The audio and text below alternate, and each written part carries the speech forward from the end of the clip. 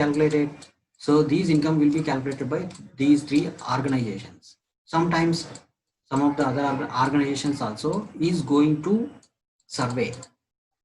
Okay, so these are the all organizations. So based on these incomes, we can tell that the country is developed or not. But here, so in what ways? So how much income should be there for a developed country? So here it is given that if a country, so countries with the per capita income of $12,056 per annum, then the country is called as rich country. Okay, so listen, the country which is having $12,056 above, then the country is called as rich country. Example, that is you can see here USA, next to Russia. Okay, so this is per capita income. What is the meaning for per capita income? The total income of the country. So here we can tell this total income of the country by total population. Then we can get the income of single person, average income. It is not the approximate, just it is average. So average income of the person can be obtained by total income of the country by total population. So we can get a single person's income for 1 year. So if the income of the one person is $12,056 for 1 year, then the country is called as a developed country. Okay, and so example, best example is the USA, next Russia, okay, England, France, Germany, like that.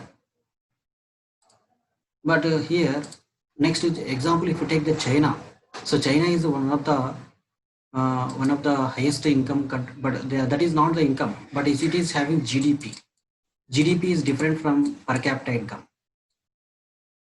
So GDP means the total income only, just total income of the country is called as GDP. Now here, the China and India is having, so India is called as the third largest economy in the world. Third largest economy, because India is having nearly so $30 trillion. Okay, we can see that some data. So this is called as total income for 1 year. Like that here China is also having that. But in spite of this also India is underdeveloping country. Why? Because per capita income is different. Per capita income is single person income. So single person income is very less when compared to USA, USSR, England, France, Italy, Germany, like that. Okay, so here per capita income should be there. So if the per capita income of particular country for 1 year is $12,056 or more than this, then the country is called as developed country. Next, if the country is having the per capita income of $955 or less than this, then it is called as backward country, very backward country, or just backward country, or poor country. And in between this $12,056 and also $955, then that country is called as underdeveloping country. Example, India and China, best example.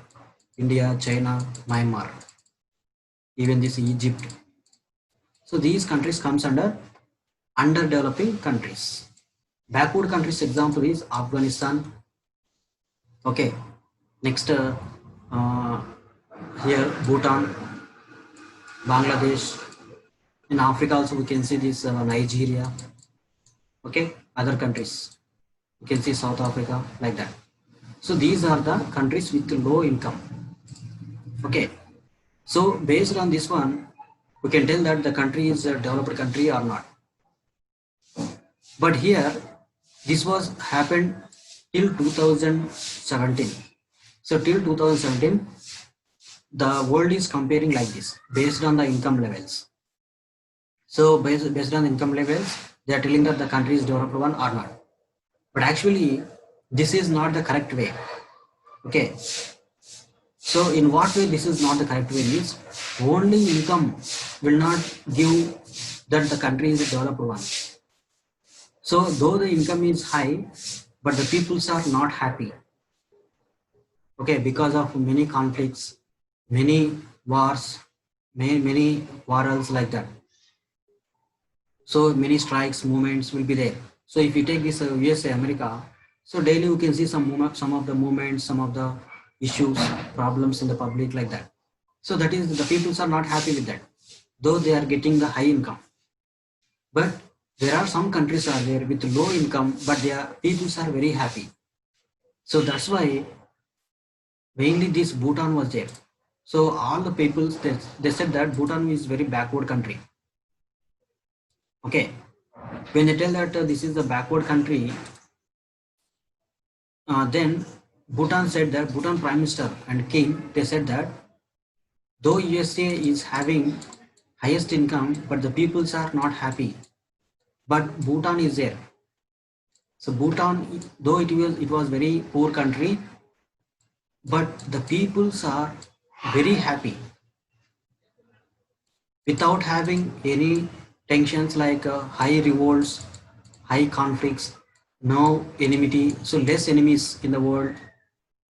So less enemies means what? So they don't have much problems with the surrounding countries.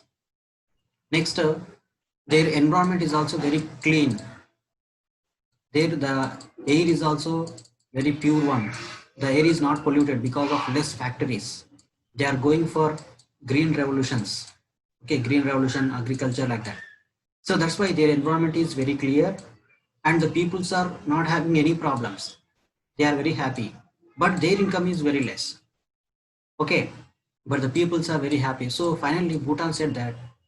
So the people, Bhutan, what they said means the countries which are having high income based on per capita, so that is not the correct way. So we must calculate that the people should be happy. Then only that is called as development. Like that, Bhutan given a best example for the world. Then immediately this was considered by total world, Bhutan's world. And finally they said that a new index was taken that is called as Human Development Index. Okay, HDI index. So they are going to take HDI index. So here it is called as just a human resource HRD, human resource development index. It is called just human resource development index. So this was the index taken should be considered in the UNO. So like that they said. So the countries which are having more happy people, then that country is called as a developed country. Okay, like that. Not only this one, in spite of this, the other things also is there. So suppose if you take this based on the incomes, so we are not we are forgetting something. That is what is there means. So literacy rate. So literacy rate is also very important. Literacy rate should be high. Next one is birth rate. Birth rate, death rate. Next infant mortality rate. Next life expectancy rate. This is very important. Life expectancy rate. So how many years an average a single person can live in that country, that is the age of a person, so that's also should be considered. So this also should be considered. So including these five things or four things, so this human development index also should be considered and including these income levels.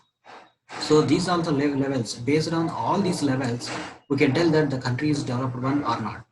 Okay, but previously in the before 2017 just they are considering only incomes, but later from 2017 onwards they are also going to consider all these things. Literacy rate, okay, net attendance rate also is there.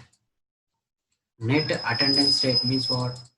So how many peoples are going to attend for the school? Okay, that is also should be there. Next, literacy rate. Next, human development index rate, life expectancy rate. So these things should be considered. Then only you can tell that the country is a developed country or not. Okay, so just to move forward. Yes. So see here, average income. So here, to make you understand this one, that is based on the income levels. So it is given here example. So there are two countries are compared here, country A, country B. So monthly incomes of citizens. So average. So country A is having, so person one income is like this, person two income, person three income, person four income, and here you can see these levels. So based on this average, we can tell that which country is developed one. So this was there before 2017. Okay, but here what is lagging means they are lagging this literacy rate, infant mortality rate, birth rate, death rate, life expectancy rate, net attendance rate, and also human development index rate. So these things are lagging. So this is not the correct way. Okay. Next. So just to move forward. So here example is given. So country with no rich and no poor means what? Country with no rich and no poor means all peoples are equal. Okay, when all peoples are equal is there means we made these chairs and we use them. So for all the peoples, there is no poor and there is no rich, like this is there means. So whatever the resources are there, that will be utilized equally for all the people. Okay, but here the country with the rich and poor, what will have what? So if there is differences like this in the people means what will happen? So we made the chairs and he took them. Means what? The chairs are made by poor peoples also, but